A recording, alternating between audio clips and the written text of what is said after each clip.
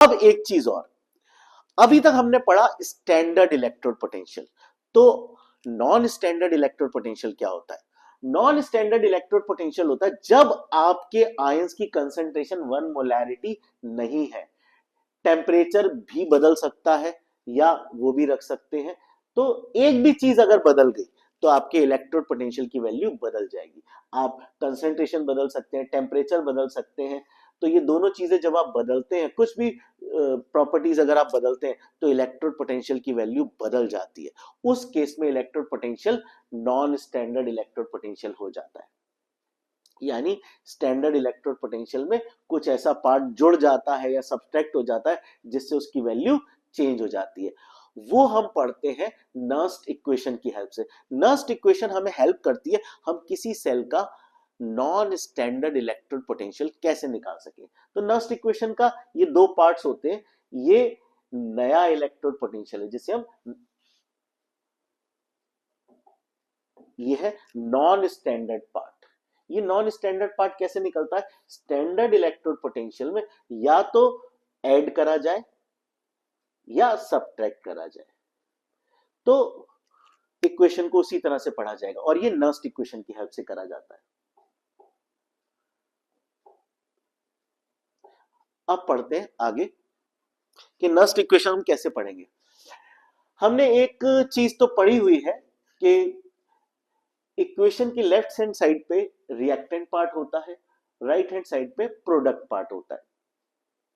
तो Nernst equation को ऐसे पढ़ते हैं कि हमें अगर नया इलेक्ट्रोड पोटेंशियल निकालना है तो जो पुराना स्टैंडर्ड इलेक्ट्रोड पोटेंशियल है उसमें इस पार्ट को माइनस कर दे या इस पार्ट को प्लस कर दे। सीधी सीधी बात है। जनरली क्या होता है कि इलेक्ट्रोड पोटेंशियल बढ़ रहा है तो हमने ये वाला पार्ट इसमें ऐड कर दिया। अब इस इक्वेशन को हम दूसरे फॉर्म में कैसे लिख सकते हैं कि यहां पे इक्वेशन क्या है, E is equal to E naught minus 2.303 RT log of product over reactant, और यहां पे RT से डिवाइड कर दिया NF। एक्चुअली क्या है, ये इक्वेशन इतनी कॉम्प्लिकेटेड नहीं है। यहां पे लॉग के साथ एक थोड़ा सा चेंज करा गया है। लॉग की दो वैल्यूज होती है। लॉग बेस अगर E होता है तो हमें ये 2.303 की जरूरत नहीं पड़ती है। लॉग बेस अगर 10 होता है तो लॉग बेस E को लॉग बेस 10 में कन्वर्ट करने के लिए 2.303 से मल्टीप्लाई कर दिया जाता है। बहरहाल आप इस चीज को डायरेक्टली समझने की कोशिश करिए कि नया इलेक्ट्रोड पोटेंशियल E कैसे निकाला जाता है। जो स्टैंडर्ड इलेक्ट्रोड पोटेंशियल है उसमें चेंज्ड पार्ट को जोड़ा जाता है। क्या होता है वो चेंज्ड पार्ट? ये होता है वो चेंज्ड पार्ट। R मतलब होता है गैस कांस्टेंट, T मतलब होता है टेम्परेचर, N होता है नंबर ऑफ इलेक्ट्रॉन्स एक्सचेंज। जैसे जिंक 2 पॉजिटिव में कितने इलेक्ट्रॉन एक्सचेंज हो रहे हैं? 2। कॉपर 2 पॉजिटिव में 2 इलेक्ट्रॉन। Ag पॉजिटिव में सिंगल इलेक्ट्रॉन। अगर Al 3 पॉजिटिव लेंगे तो 3 इलेक्ट्रॉन। तो N बताता है कितने इलेक्ट्रॉन एक आयन एक्सचेंज कर रहा है। F होता है फैराडे कांस्टेंट। तो ये है आपकी नर्स्ट इक्वेशन। इसमें हम लॉग ऑफ किसका लॉग लेते हैं? प्रोडक्ट की कंसंट्रेशन डिवाइडेड बाय रिएक्टेंट की कंसंट्रेशन। लेकिन अगर रिएक्टेंट ऊपर चला गया प्रोडक्ट नीचे आ जाएगा तो यहां पे प्लस साइन आ जाएगा। तो आप नर्स्ट इक्वेशन को नोट करिए। नर्स्ट इक्वेशन सिर्फ इतना सा समझा रही है कि स्टैंडर्ड इलेक्ट्रोड पोटेंशियल था, उसको नॉन स्टैंडर्ड इलेक्ट्रोड पोटेंशियल में बदलने के लिए ये पार्ट उसमें ऐड या सब्ट्रैक्ट करना होगा। ठीक है। तो अगर प्रोडक्ट की कंसंट्रेशन ऊपर है रिएक्टेंट की नीचे तो यहां पे माइनस का साइन लगेगा, और अगर रिएक्टेंट की ऊपर है प्रोडक्ट की नीचे तो यहां पे प्लस का साइन लगेगा। ये चीज आप नोट कर लीजिए, बच्चों को बहुत कंफ्यूजन होता है। तो आपको ये नर्स्ट इक्वेशन इस तरह से याद करनी है। E जो कि नॉन स्टैंडर्ड है is equal to E naught जो कि स्टैंडर्ड है माइनस 2.303। R मतलब गैस कांस्टेंट, T मतलब टेम्परेचर, N मतलब number of electron exchange, F मतलब फैराडे कांस्टेंट। फैराडे कांस्टेंट की वैल्यू होती है 96500 कूलम। लॉग ऑफ प्रोडक्ट की कंसंट्रेशन डिवाइडेड बाय रिएक्टेंट की कंसंट्रेशन। आगे बढ़ते हैं इसमें। अगला टॉपिक नर्स्ट इक्वेशन हम स्टार्ट करते हैं। नर्स्ट इक्वेशन क्या बताती है? नर्स्ट इक्वेशन हेल्प करती है हमें non standard electrode electrode potential निकालने में। स्टैंडर्ड इलेक्ट्रोड पोटेंशियल तो हमें पता होता है, गिवन होता है। नॉन स्टैंडर्ड इलेक्ट्रोड पोटेंशियल का क्या मतलब है? जैसे standard electrode potential standard conditions पे निकाला जाता है, स्पेसिफिकली जो कंसंट्रेशन ऑफ आयंस है वो 1 मोलैरिटी होनी चाहिए।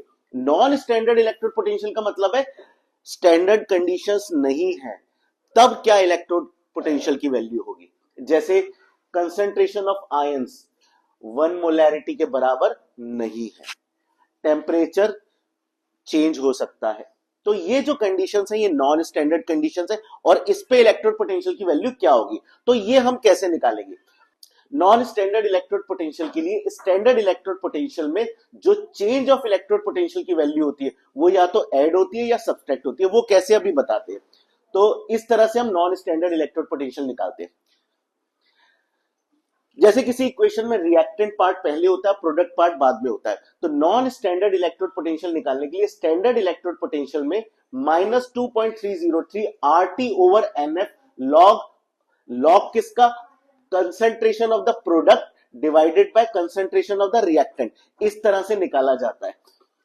अगर रिएक्टेंट की कंसंट्रेशन ऊपर आ जाती है, प्रोडक्ट की नीचे आ जाती है, तो यहां पे प्लस साइन आता है। तो ये आप स्क्रीनशॉट ले सकते हो नर्स्ट इक्वेशन का और नोट कर सकते हो अपनी कॉपी में। आगे बढ़ते हैं। एक्चुअली नर्स्ट इक्वेशन निकालने का क्या तरीका है कि हमें नॉन स्टैंडर्ड इलेक्ट्रोड पोटेंशियल जो निकालना है उसमें standard electrode potential -2.303 RT over NF log concentration of the product, यानी ये मेटल की अगर ये रिएक्शन हो रहा है, एक मेटल आयन इलेक्ट्रॉन गेन करके मेटल में बदलता है, तो यहां मेटल की कंसेंट्रेशन को ऊपर लिया जाता है जिसकी वैल्यू जनरली 1 होती है, इसकी वैल्यू को यूनिट माना जाता है। प्योर मेटल की कंसेंट्रेशन को 1 माना जाता है, तो इसकी जगह 1 आ जाता है, और यहाँ पे मेटल आयंस की कंसेंट्रेशन होती है नीचे।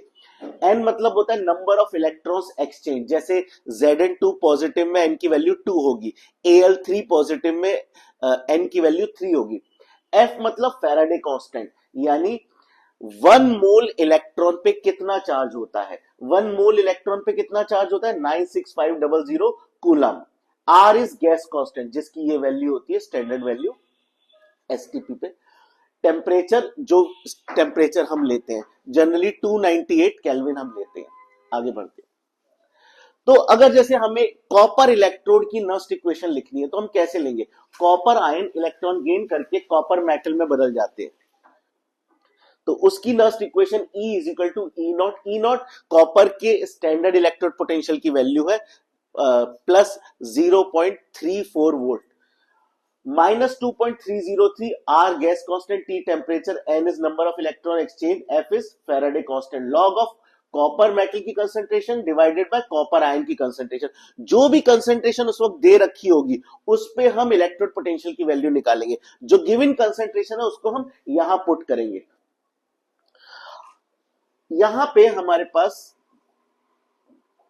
ये जो कांस्टेंट्स है इनकी वैल्यू अगर हम पुट करते हैं तो इनकी वैल्यूज पुट करने के बाद हमें जो वैल्यू मिलती है वो ये होती है 0.0591।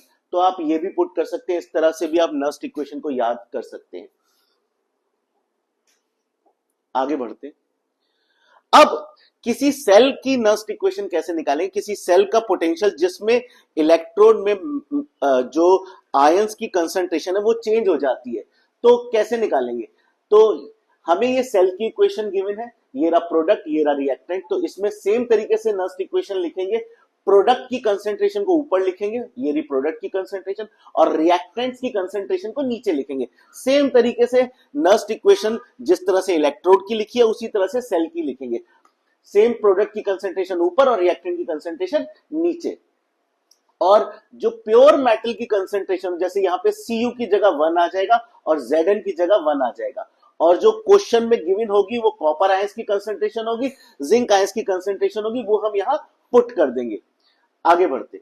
इलेक्ट्रोकेमिकल सीरीज हमें बताती है कि डिफरेंट डिफरेंट एलिमेंट्स की स्टैंडर्ड इलेक्ट्रोड पोटेंशियल की क्या वैल्यू है। जैसे यहां पे हाइड्रोजन इलेक्ट्रोड की पोटेंशियल वैल्यू है 0.00, और ये एलिमेंट्स है जिनकी वैल्यू हाइड्रोजन के इलेक्ट्रोड पोटेंशियल से कम है, नेगेटिव में जा रही है, और ये एलिमेंट्स है जिनकी इलेक्ट्रोड पोटेंशियल वैल्यू ज्यादा है।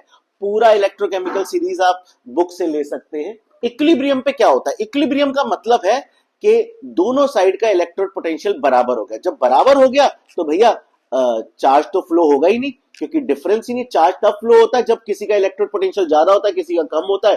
तो ज्यादा इलेक्ट्रोड पोटेंशियल वाला कम इलेक्ट्रोड पोटेंशियल वाले से इलेक्ट्रॉन खींचता है और करंट अपोजिट डायरेक्शन मूव करता है। लेकिन यहां पे दोनों का इलेक्ट्रोड पोटेंशियल बराबर है, तो there won't be any potential difference. तो यहां पे ई सेल क्या होगा? जीरो। तो बाकी वैल्यू ये रही। तो जब ई सेल जीरो होगा तो उसके बाद हम इसको एक साइड ले जाएंगे, तो ई नॉट ऑफ सेल की ये वैल्यू आ जाएगी। ई नॉट ऑफ सेल इस तरह से इवेल्युएट होगा। इक्विलिब्रियम पे ई सेल जीरो हो गया क्योंकि दोनों साइड का पोटेंशियल बराबर है, there won't be any difference, तो वो जीरो हो गया। इस इक्वेशन को हम इस तरह से लिखेंगे, फिर ई नॉट इसके बराबर है। इक्विलिब्रियम चैप्टर में हमने पढ़ा था प्रोडक्ट डिवाइडेड बाय रिएक्टेंट की जो कंसंट्रेशन होती है, प्रोडक्ट डिवाइडेड बाय रिएक्टेंट की जो कंसंट्रेशन होती है, ये वैल्यू, इसको हम इक्विलिब्रियम कांस्टेंट के बराबर रखते हैं। यानी इक्विलिब्रियम पे जो प्रोडक्ट डिवाइडेड बाय रिएक्टेंट की कंसंट्रेशन होती है, यानी प्रोडक्ट और रिएक्टेंट की कंसंट्रेशन का जो रेशियो होता है उसे हम के कहते हैं, इक्विलिब्रियम कांस्टेंट। तो इक्विलिब्रियम पे प्रोडक्ट ओवर रिएक्टेंट की कंसंट्रेशन की जगह के लिख देंगे, तो हमारी ई नॉट की वैल्यू इक्विलिब्रियम पे ये हो जाएगी। यानी ई नॉट की वैल्यू उनकी कंसंट्रेशन के रेशियो पे डिपेंड करेगी के, यहां पे। तो ये आप नोट कर सकते हैं। आगे बढ़ते हैं। गिब्स एनर्जी कैसे निकालेंगे? स्टैंडर्ड गिब्स एनर्जी का ये फॉर्मूला है minus n F E naught of cell. तो ये भी आप नोट कर लीजिए, और इसको अगर हम इसमें पुट करेंगे ई नॉट ऑफ सेल की वैल्यू पे इक्विलिब्रियम पे, तो ये फॉर्मूला हमारा हो जाएगा, ये इस तरह से ड्राइव हो जाएगा। आप सीधे सीधे फॉर्मूलेस याद कर सकते हैं क्योंकि derivation is not in your syllabus. आगे बढ़ते हैं। अगला टॉपिक है हमारा रेजिस्टेंस। अब चैप्टर का एक पार्ट खत्म हो गया, सेल वाला पार्ट खत्म हो गया, अब करंट वाला पार्ट शुरू हो रहा है। रेजिस्टेंस क्या चीज होती है? सेल में ही रेजिस्टेंस क्या चीज होती है? देखिए, हम किसी वायर की रेजिस्टेंस की बात नहीं करें, हम जब सेल की रेजिस्टेंस की बात करें तो उसमें मौजूद जो इलेक्ट्रोलाइट है, इलेक्ट्रोड है, वहां पे रेजिस्टेंस के लिए कैसे हम उसको किस नजरिए से देखें, कैसे स्टडी करेंगे? वहां पे इलेक्ट्रोलाइटिक सॉल्यूशन मौजूद है, तो सॉल्यूशन की जो रेजिस्टेंस है वो कैसे निकालेंगे? रेजिस्टेंस होती क्या चीज है? रेजिस्टेंस होती है रुकावट। चार्ज के फ्लो होने में जो रुकावट है उसे हम रेजिस्टेंस कहते हैं। यानी it is the obstacle. Obstacle मतलब रुकावट in the flow of current और चार्ज। फिजिक्स में आपने पढ़ाई हुआ है V is equal to I R, current into resistance is equal to voltage. Resistance is directly proportional to length and inversely proportional to area, यानी it is directly proportional to length over area. इसको बराबर करने के लिए हम एक constant लगाते हैं, ये कांस्टेंट होता है रेजिस्टिविटी। रेजिस्टिविटी क्या चीज है? रेजिस्टिविटी वो रेजिस्टेंस है जो लेंथ और एरिया जब वन हो जाते हैं, यानी यूनिट लेंथ और यूनिट एरिया होती है, तो रेजिस्टिविटी रेजिस्टेंस के बराबर होती है। यानी resistivity is that resistance, is the resistance of that solution whose length is 1 and area is 1, or you can say whose volume is 1 centimeter cube. Conductance क्या होती है? जैसे रेजिस्टेंस होती है रुकावट, कंडक्टेंस जस्ट उसका उल्टा होती है, आसानी, करंट फ्लो होने में आसानी। It is the ease in the flow of current, it is the reciprocal of resistance. Resistance का यूनिट क्या था? रेजिस्टेंस का यूनिट, वापस आते हैं एक सेकंड, रेजिस्टेंस का अभी यहां पे यूनिट नहीं मेंशन कर रखा, चलिए आगे बढ़ते। हाँ, यहां है, रेजिस्टेंस का यूनिट है ओम। रेजिस्टेंस का यूनिट है ओम। आगे बढ़ते। कंडक्टेंस है, कंडक्टेंस क्योंकि रेसिप्रोकल है रेजिस्टेंस की, इसका यूनिट हो गया ओम इनवर्स। अगला टॉपिक है हमारा रेजिस्टेंस। इलेक्ट्रोलाइटिक सॉल्यूशन की रेजिस्टेंस का मतलब होता है रुकावट। चार्ज के फ्लो होने में जो रुकावट होती है उसे हम रेजिस्टेंस कहते हैं। It is the obstacle in the flow of charge और current. Resistance is directly proportional to length and inversely proportional to area. इसको बराबर करने के लिए हम कांस्टेंट लगाते हैं जिसे हम रेजिस्टिविटी कहते हैं। रेजिस्टिविटी क्या चीज होती है? अगर किसी सॉल्यूशन की, इलेक्ट्रोलाइटिक सॉल्यूशन की लेंथ और एरिया की वैल्यू 1 हो जाए तो रेजिस्टिविटी उस रेजिस्टेंस के बराबर होती है। यानी सॉल्यूशन की वो रेजिस्टेंस जिसमें सॉल्यूशन की क्वांटिटी 1 सेंटीमीटर क्यूब हो, यानी उसकी लेंथ 1 हो और एरिया 1 हो, उसे हम रेजिस्टिविटी कहते हैं। रेजिस्टेंस का यूनिट है ओम, और रेजिस्टिविटी का यूनिट क्या हो जाएगा, ओम सेंटीमीटर। रेजिस्टिविटी का यूनिट होगा ओम सेंटीमीटर। आगे बढ़ते हैं। कंडक्टेंस क्या होती है, कंडक्टेंस रेजिस्टेंस का जस्ट उल्टा होती है, रेसिप्रोकल ऑफ रेजिस्टेंस। यानी जैसे रेजिस्टेंस होती है रुकावट चार्ज के फ्लो होने में, कंडक्टेंस होती है आसानी उसी चार्ज के फ्लो होने में। It is the ease in the flow of charge. इसका यूनिट भी रेजिस्टेंस के यूनिट से उल्टा होता है, इनवर्स होता है, यानी इनवर्स ऑफ ओम। इसे हम सीमेंस भी कहते हैं। कंडक्टिविटी क्या होती है, जैसे कंडक्टेंस रेजिस्टेंस का इनवर्स होती है, वैसे ही कंडक्टिविटी रेजिस्टिविटी का इनवर्स होती है। It is the reciprocal of resistivity. इसका यूनिट भी उसके यूनिट का इनवर्स होता है, यानी ohm inverse centimetre inverse. Actually जैसे रेजिस्टिविटी एक यूनिट वॉल्यूम की रेजिस्टेंस को कहते हैं, वैसे ही कंडक्टिविटी भी यूनिट वॉल्यूम की कंडक्टेंस को कहते हैं।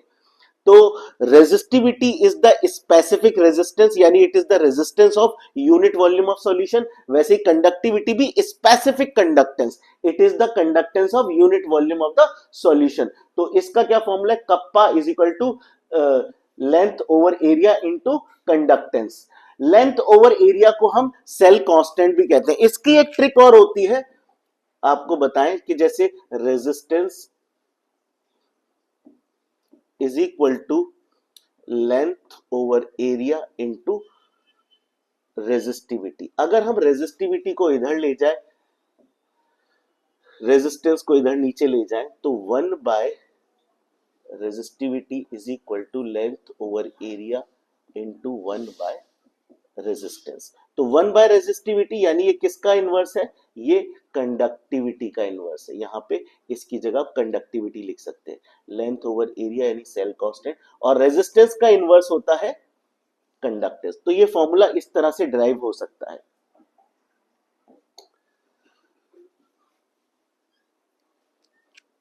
आप स्क्रीनशॉट ले सकते हैं इस फॉर्मूले के लिए। आगे बढ़ते हैं। मोलर कंडक्टेंस क्या होती है, किसी भी सॉल्यूशन में अगर 1 मोल इलेक्ट्रोलाइट है तो उसकी कंडक्टेंस को हम मोलर कंडक्टेंस कहते हैं। कंडक्टिविटी से उसका रिलेशन ये होता है, m is the molarity of the solution. आप इसे नोट कर सकते हैं। उसका यूनिट होता है सीमेन सेंटीमीटर स्क्वायर पर मोल या पर ओम सेंटीमीटर स्क्वायर पर मोल। या उसका स्टैंडर्ड यूनिट अगर चेंज हो जाता है, मीटर सेंटीमीटर स्क्वायर की जगह मीटर स्क्वायर हो जाता है, तो उसका फॉर्मूला भी चेंज हो जाता है। तो फॉर्मूले के अकॉर्डिंग मोलर कंडक्टेंस का यूनिट होता है। अगर ये फॉर्मूला होगा तो इसका यूनिट ये होगा, सेंटीमीटर स्क्वायर यहां पे लेंगे, और अगर फॉर्मूला चेंज हो जाएगा तो मीटर स्क्वायर इस तरह से यूनिट होता है। यूनिट के हिसाब से इसका फॉर्मूला होगा, यानी ये मोलर कंडक्टेंस है और ये स्पेसिफिक कंडक्टेंस यानी कंडक्टिविटी। ये रिलेशन आप याद कर सकते हैं।